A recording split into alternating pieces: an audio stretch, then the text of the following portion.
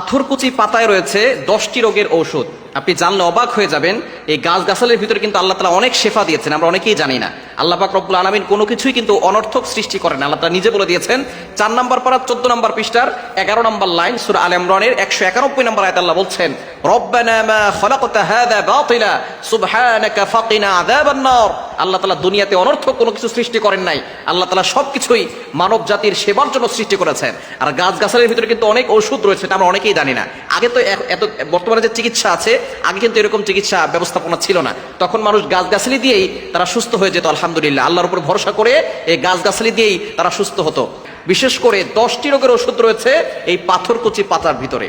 1 number হচ্ছে যাদের কিডনিতে সমস্যা আছে এবং কিডনিতে পাথর জমে যায় অনেক সময়, এই কিডনির পাথর অথবা কিডনিতে সমস্যা, এই সমস্যা দূর করার জন্য সকালবেলা খালি পেটে যদি আপনি পাথরকুচি পাতা 1টা 2টা অথবা 3টা যদি পাতা চিবিয়ে খেতে পারেন, ইনশাল্লাহ কয়েকদিনের ভিতরে আপনার কিডনির সমস্যা দূর হবে।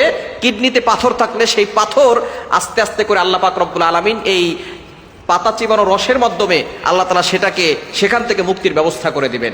2 নাম্বার হচ্ছে যাদের চেহারার ভিতরে কালো দাগ রয়েছে, পক্সের দাগ হতে পারে, কালো দাগ হতে পারে, ব্রণের দাগ হতে পারে, যদি আপনি এই পাথরকুচি পাতাটাকে ভালো করে পেস্ট করে ওটা যদি আপনি মুখে লাগাতে পারেন, ইনশাআল্লাহ আপনার চেহারা সুন্দর হবে। এবং বিভিন্ন ধরনের যে দাগ আছে পেস্ট করে 10-15 মিনিট লাগিয়ে রাখলে দেখবেন সেই দাগটা কয়েকদিন লাগালে আস্তে আস্তে করে সেই দাগটা উঠে যাবে। আল্লাহ তাআলার কি নিয়ামত এই গাছের ভিতরে রয়েছে।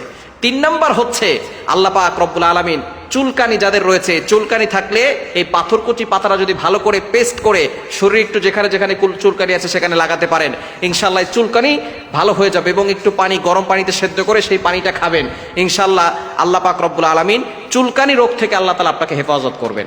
4 নাম্বার হচ্ছে যাদের পেট ব্যথা আছে, পেট ব্যথা যদি হয় তাহলে আপনি পাথরকুচি পাতাটাকে আপনি গরম পানিতে খাবেন, ইনশাআল্লাহ আপনার পেট ব্যথা দূর হয়ে যাবে।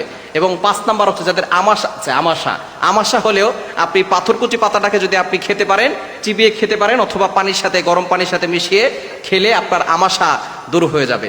এবং 6 নাম্বার হচ্ছে অনেকের ডায়াবেটিস আছে, ডায়াবেটিসটাকে নিয়ন্ত্রণ করে এই পাথরকুচি পাতা।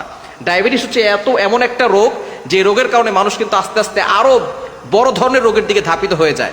এজন্য ডায়াবেটিসটাকে নিয়ন্ত্রণ করবে পাথরকুচি পাতা। সকালবেলা খালি পেটে আপনি 2-3টা পাতা চিবিয়ে খাবেন এবং বিশেষ করে চায়ের সাথেও আপনি খেতে পারেন।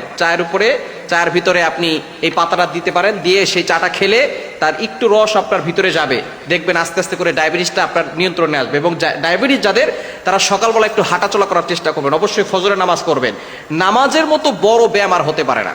আলহামদুলিল্লাহ সুম্মা আলহামদুলিল্লাহ। 6 নাম্বার 7 নাম্বার হচ্ছে যাদের শ্বাসকষ্ট আছে, ঠান্ডার সমস্যা, ঠান্ডাজনিত সমস্যা যাদের আছে, এটা আপনি গরম পানির সাথে খাবেন, ইনশাআল্লাহ আপনার ঠান্ডাজনিত সমস্যা দূর হয়ে যাবে, শ্বাসকষ্ট দূর হয়ে যাবে। 8 নাম্বার হচ্ছে লিভারের সমস্যা দূর করে এটা। এবং অনেকের হজম শক্তি কম, হজম শক্তির জন্য আপনি পাথরকুচি পাতা খেতে পারেন, পেস্ট বানিয়ে খেতে পারেন।